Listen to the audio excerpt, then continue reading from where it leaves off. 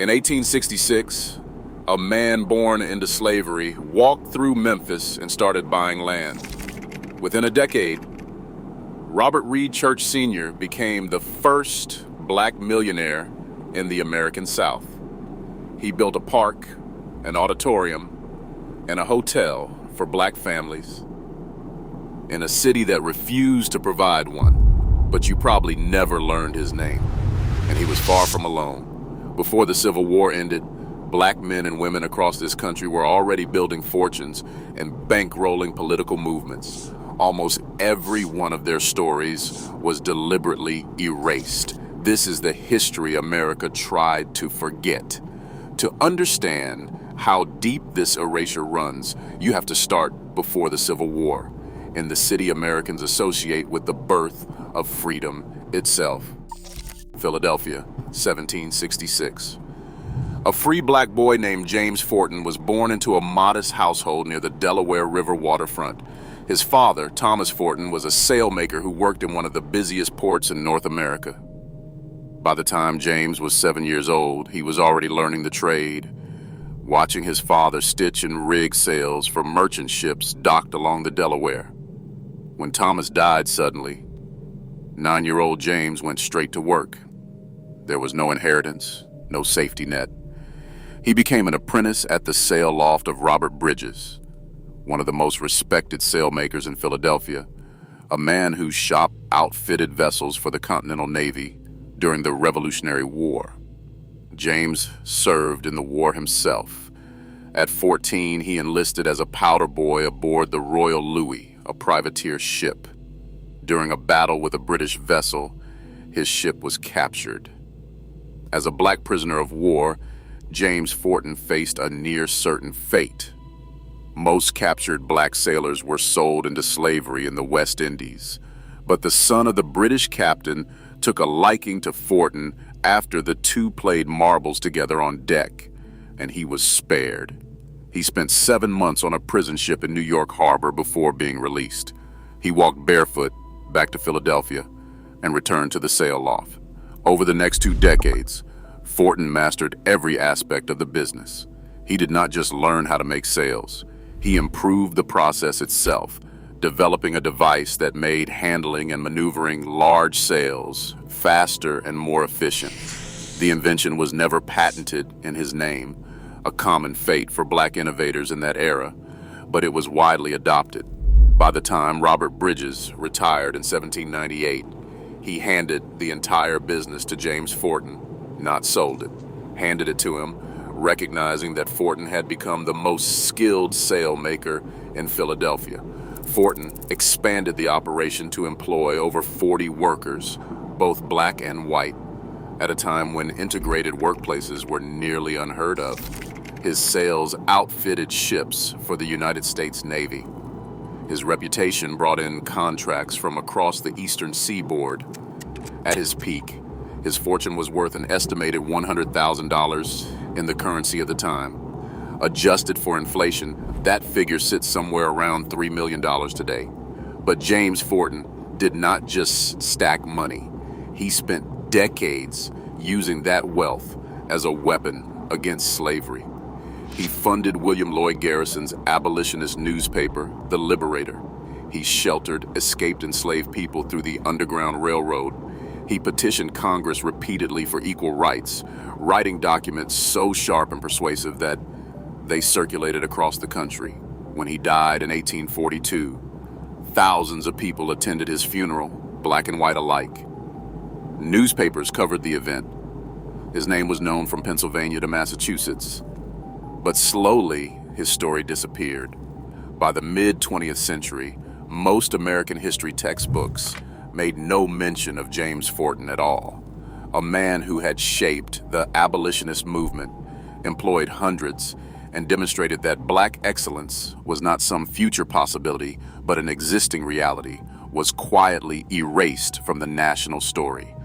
The question is, why a man whose funeral filled the streets of Philadelphia was allowed to vanish from the nation's textbooks? The answer becomes clearer when you look at what happened to others who did the same thing. On the other side of the country, a woman named Mary Ellen Pleasant, arrived in San Francisco in 1852, right at the peak of the California gold rush. The city was a chaotic, half-built boomtown full of miners and speculators, and Pleasant saw opportunity everywhere. She opened boarding houses. In a city where thousands of men had no permanent housing, boarding houses were gold mines. Pleasant used the profits to invest in real estate, laundries, and other ventures. She listened carefully to the conversations happening under her roof, many of them between wealthy businessmen and politicians, and she used that intelligence to make strategic financial moves. Within a few years, Mary Ellen Pleasant had accumulated a fortune that some historians estimate at $30 million in today's money. She was one of the wealthiest people in San Francisco, and she wielded that wealth with purpose. She funded civil rights lawsuits to desegregate San Francisco's streetcars. She contributed money and logistics to John Brown's raid on Harper's Ferry in 1859, one of the most significant events leading up to the Civil War. She operated networks that helped Black people in California gain legal rights and economic footing, but her power made enemies. White newspapers in San Francisco waged a sustained campaign to discredit her, calling her a voodoo queen, a mammy, and worse. They rewrote her business acumen as dark manipulation. They turned her investment intelligence into witchcraft rumors. By the time she died in 1904, at the age of 87, the public narrative had been so thoroughly poisoned that most people in San Francisco thought of her as a curiosity, not a titan. It took more than a century for historians to begin correcting the record. A marker at her gravesite in Napa now reads Mother of Civil Rights in California. But for generations, that title was buried alongside her. The campaign against Mary Ellen Pleasant was not unique. Across the country, wherever Black wealth grew visible, the same sequence played out. The wealth would be built, then discredited, then destroyed, and finally forgotten, as if it had never existed at all. Consider Jeremiah Hamilton. In the 1830s, while James Forten was still running his sail loft in Philadelphia, a Black man named Jeremiah Hamilton was operating on the New York Stock Exchange. He was not a clerk or an assistant. He was a trader. He bought and sold stocks, negotiated with brokers, and accumulated a fortune estimated at $2 million before the Civil War. White brokers on Wall Street called him the Prince of Darkness, not because of any criminal behavior, but because they resented him. A Black man making money in their world, on their exchange, using their own rules against them, was intolerable to many of them. Hamilton was aggressive, shrewd, and by several accounts, not particularly well liked by anyone, regardless of race. He sued people, he fought in court, he made enemies, but he also made a fortune that placed him among the wealthiest New Yorkers of his era. And yet, until historian Shane White published a biography of Hamilton in 2015, almost nobody outside of academic circles had ever heard of him. Wall Street's first Black millionaire was essentially a ghost in financial history.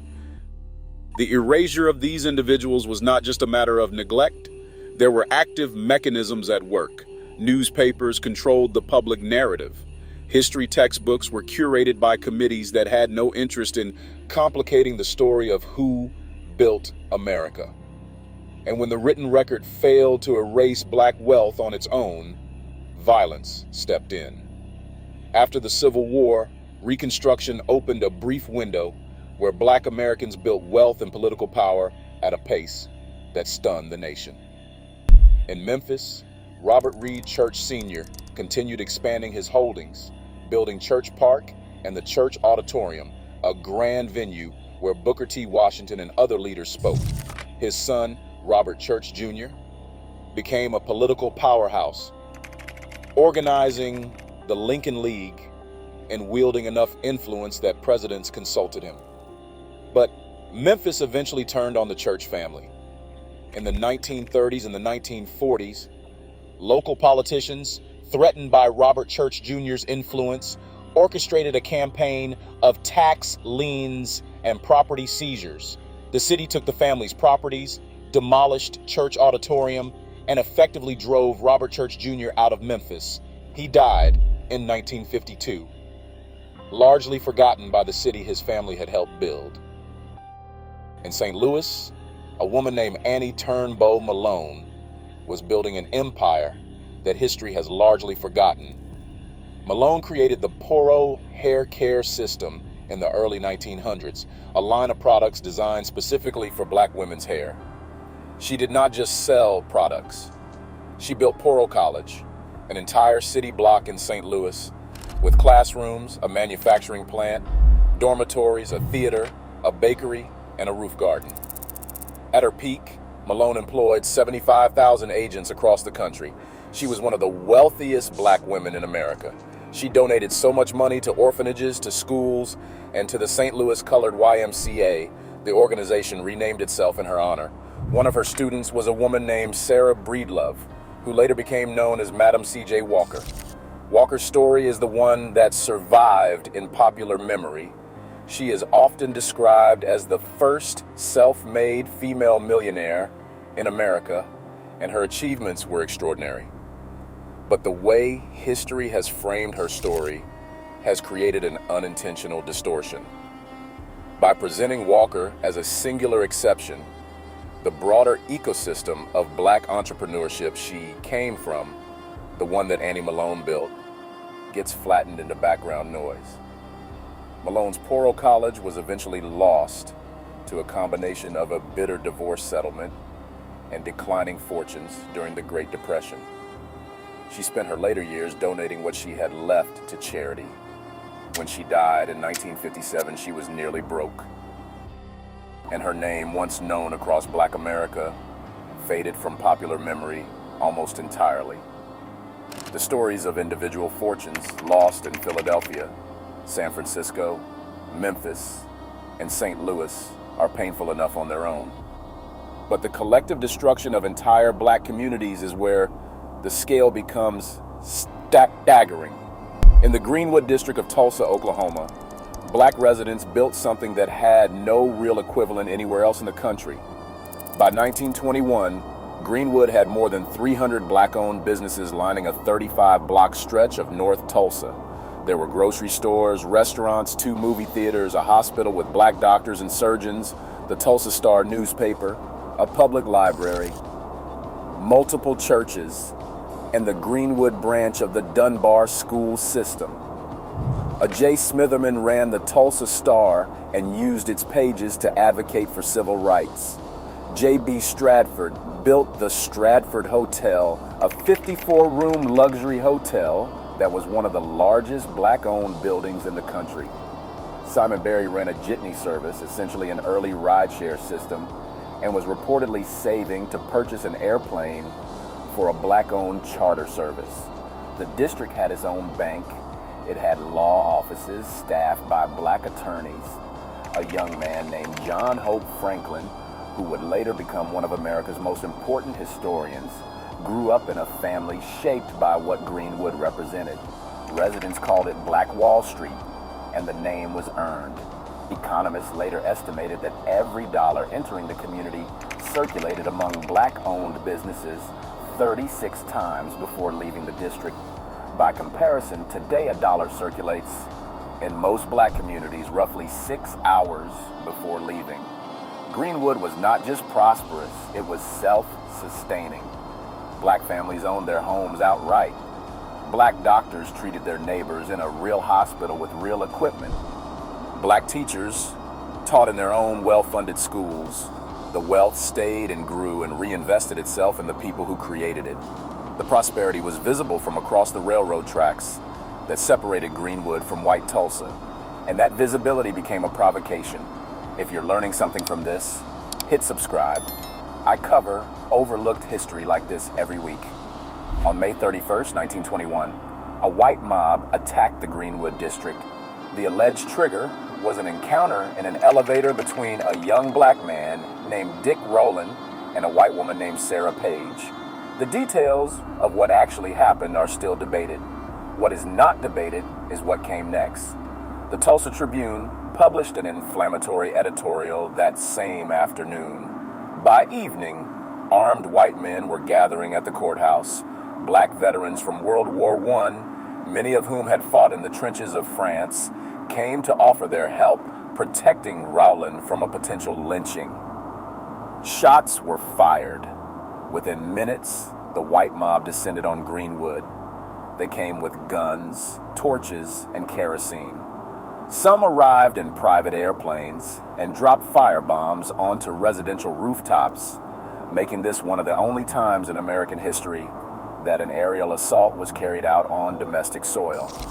The National Guard was called in, but instead of protecting Greenwood's residents, guardsmen helped round up black men and march them to detention centers. The attack lasted nearly 18 hours. When it was over, more than 1,200 homes had been burned to the ground. 35 city blocks were destroyed. J.B. Stratford's hotel was gone.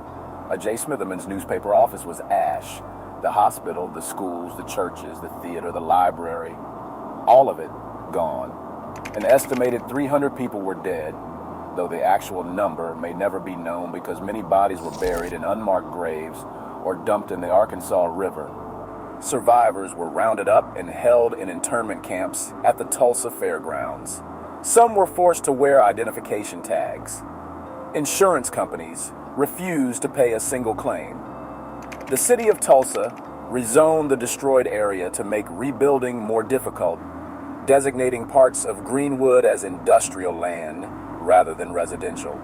Tulsa responded by trying to forget it ever happened. For decades, the Tulsa Race Massacre was not taught in Oklahoma schools. It did not appear in state history textbooks. Survivors who tried to tell their stories were often met with silence or hostility. The Tulsa Tribune, the local newspaper that had helped incite the violence, later removed the relevant editorial from its archives. It was not until the late 1990s that an official state commission began investigating what had happened. Their report, published in 2001, confirmed the scale of the destruction and recommended reparations for survivors. As of today, no reparations have been paid. Tulsa was not an isolated case. The pattern repeated itself across the country, in different cities in different decades, but with the same underlying logic.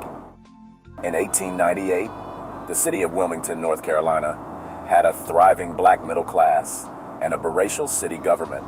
Black men served on the board of aldermen.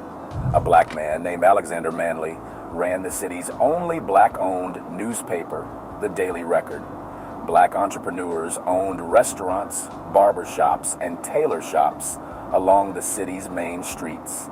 On November 10th, 1898, a white supremacist militia led by former Confederate officer Alfred Moore Waddell marched into the city.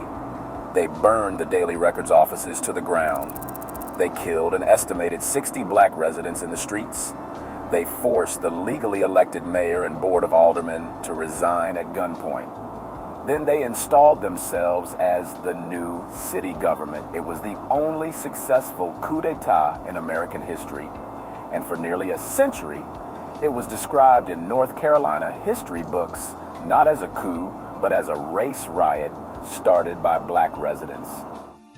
In 1923, the town of Rosewood, Florida, a small but self-sufficient black community surrounded by cedar forest and turpentine stills, was destroyed by a white mob over the course of a week.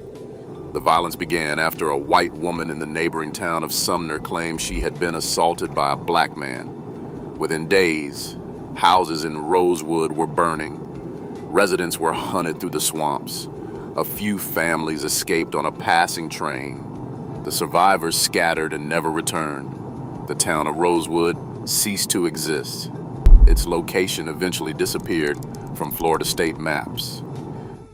During the Red Summer of 1919, white mobs attacked black communities in more than 25 cities across the United States, from Chicago to Elaine, Arkansas. In many of these cities, the attacks targeted neighborhoods where black residents had recently gained economic ground. The consistency of that cycle is difficult to dismiss as coincidence. Wealth was built. A community took shape around it. The surrounding power structure perceived a threat, violence followed, and eventually the memory of what had existed was scrubbed from the public record, and the erasure had consequences that compounded across generations. When a family's home was burned, the equity was gone. When a business was destroyed, the owner could not pass it down to a daughter or a son.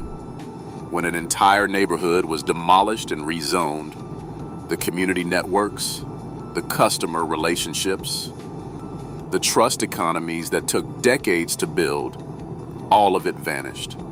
Economists who study the racial wealth gap often trace its roots to slavery, and that is certainly where it begins. But the gap was widened and reinforced by the systematic destruction of black wealth that continued well into the 20th century. The stolen labor of slavery was followed by the stolen assets of Reconstruction, the stolen property of Jim Crow, and the stolen memory of deliberate historical erasure. Consider the math. If Robert Church Sr.'s properties in Memphis had remained in his family and appreciated at normal real estate rates, the church estate today would be worth hundreds of millions of dollars. If the Greenwood district had continued to grow at the pace it was growing in 1921, the collective wealth of that community alone could have funded generations of black home ownership, education, and business development. Instead, those assets were seized, burned, or rezoned out of existence. The families who survived had to start over with nothing. They moved to new cities where they had no networks, no credit history, no property, and no inherited wealth to cushion the transition. Their children grew up without the economic foundation that white families in similar positions had been quietly accumulating and passing down for generations. Today, the median white family in America holds roughly 10 times the wealth of the median black family. That number is not an accident. It is the arithmetic of compounded loss, calculated over a century and a half of interrupted accumulation. What survives is what people fought to keep alive. Oral histories passed from grandparent to grandchild, photographs hidden in attic boxes, church records that documented births and deaths, and property transfers when the government would not. Community historians who spent decades assembling the evidence before anyone in the mainstream was willing to listen. In 2021, Tulsa held a centennial commemoration of the Greenwood Massacre. 3 survivors, all over 100 years old, testified before Congress. Their testimony was remarkable not only for what they remembered, but for how long they had waited to be asked. James Fortin's home in Philadelphia is gone. Mary Ellen Pleasant's boarding houses in San Francisco are gone. Jeremiah Hamilton's name still does not appear in most histories of Wall Street. Robert Church Sr.'s auditorium in Memphis was demolished decades ago. Annie Malone's Poro College in St. Louis was torn down in the 1960s, but their stories are not gone. The records exist. The evidence is there. The descendants are still here. The forgetting was never complete. It just went unchallenged for too long in classrooms and libraries across the country. If there is a black millionaire whose name you never learned in school, it is worth asking. Who decided you should not know it, and what they were protecting by keeping it quiet? If you want to see the story of another community that built something extraordinary and had it taken away, that video is on screen now.